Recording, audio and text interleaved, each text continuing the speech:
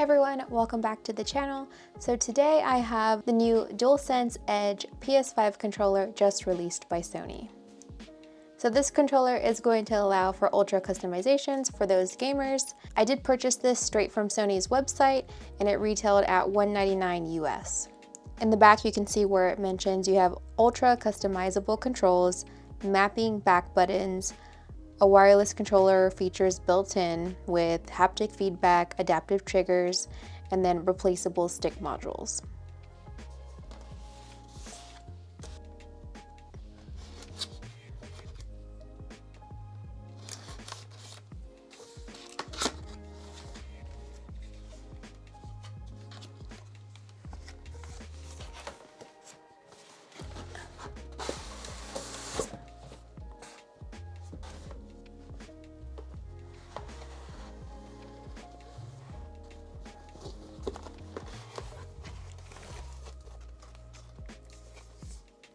So we have the DualSense Edge controller case. It's kind of like a hard plastic texture.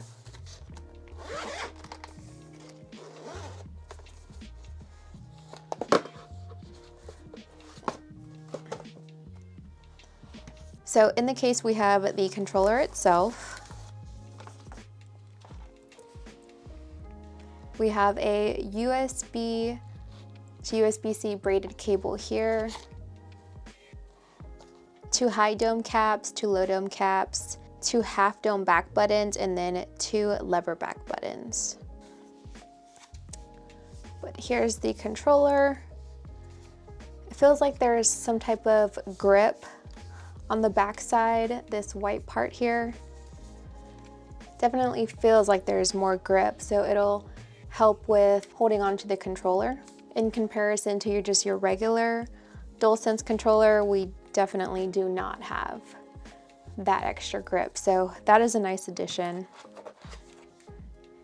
It does feel a little bit heavier, just could be all of the extra controls, all the mechanics inside. However, I am curious about the battery life. They have mentioned that the battery life is less than the current DualSense controller, which isn't that great to begin with. I'll be interested to see how that actually goes. So in the back, you can see here we have the R2 and the L2 stop slider.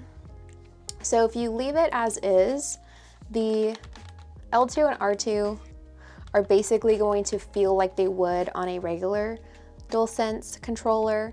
But if you're wanting to play like a first-person shooter such as like Call of Duty and you just don't want to have to push it all the way in, you can go ahead and drop this down and it just kind of shortens the distance for you. Get that quick feedback. These little slots are where you would go ahead and put your back button attachments. I'm gonna go ahead and go with the half dome back buttons. I'm interested to see how those work. I do have the Xbox Elite controller and that has the levers like this.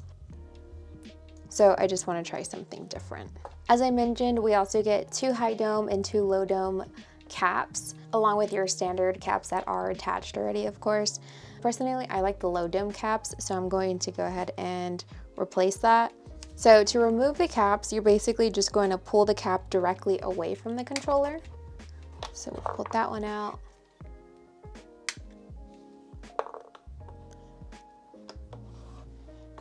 And then, like I said, we have the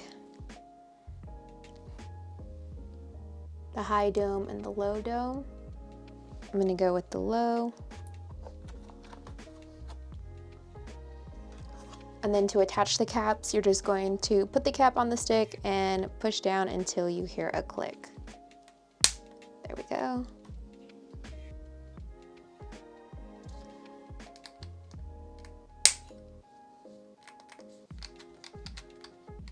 I just like the feel of these a little bit more. The controller also comes with this connector housing. So essentially you lock the connector housing to the controller to stop the cable from detaching. So you'll use this long braided cable, plug the USB-C side to this, and then plug it into your controller.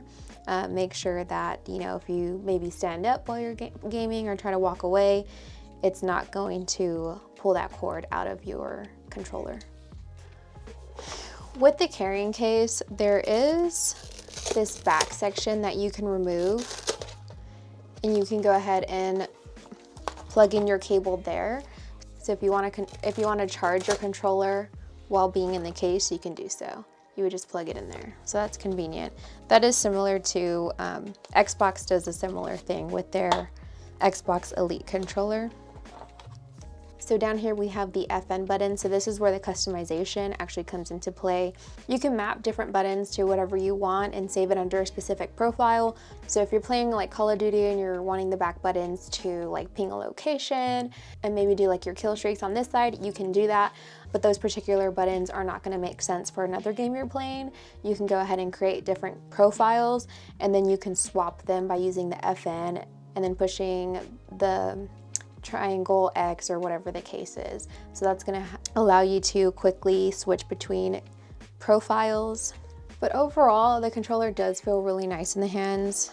When you look at the Xbox Elite Series 2, you can see, as I mentioned, we do have those 2 back lever buttons. We do have 4 on the Xbox, whereas you'll just have these 2 on the PlayStation, but I do think it will be very helpful. Coming from an Xbox, playing the PlayStation, I really love playing Call of Duty, and pinging your enemies with the up arrows kind of not the most comfortable.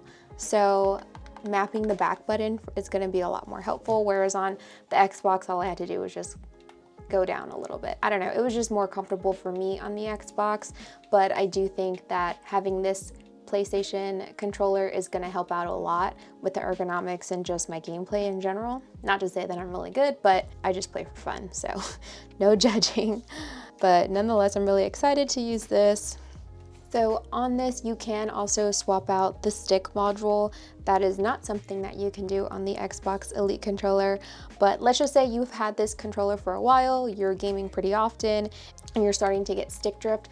Instead of having to fork out another $200 to get a new controller, all you have to do is just buy a new stick module and go ahead and replace that. And I believe the stick modules are available through Sony for about $20. And in order to remove that, there is a small release button here.